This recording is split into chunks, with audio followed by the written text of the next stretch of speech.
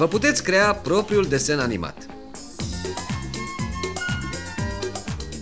Aceasta este o scenă în care Homer devorează un întreg hot dog. Numărul 2. Dacă faceți rost de așa ceva din dulapul de la bucătărie, veți obține materialul pentru distracția pe o zi întreagă.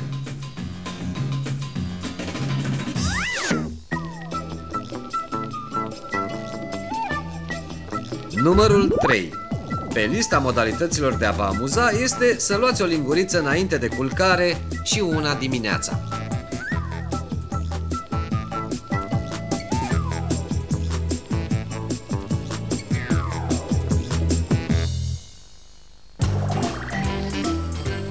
Numărul 4. Târâți preșul de la ușă prin curtea din spate și puneți-l la loc înainte ca mama să intre cu mașina pe alee. Apoi așezați-vă pe spate și râdeți, urmărind oaspeții luând noroiul pe tălpi. Și numărul 5. Iată un joc care de obicei are loc seara, dar este distractiv și în timpul zilei. Se numește bătaia cu perne.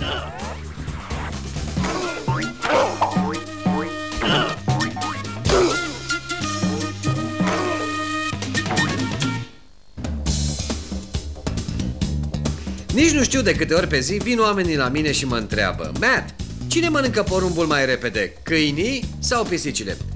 Poate că imaginile următoare vor lămuri această problemă odată pentru totdeauna.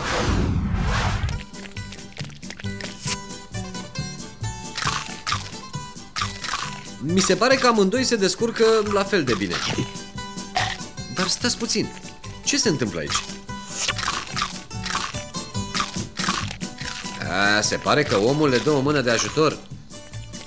Cred că nu vom reuși să lămurim această problemă.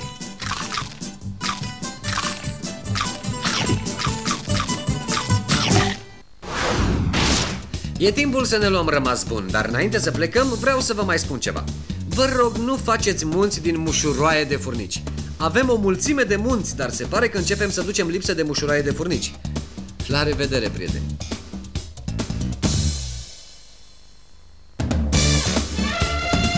Traducerea și adaptarea Smaranda Rădoi. Asistența tehnică Olga Năstase și Marian Paraschiv. Lectura Marius Săpescu. Redactor Silvia Spârnu.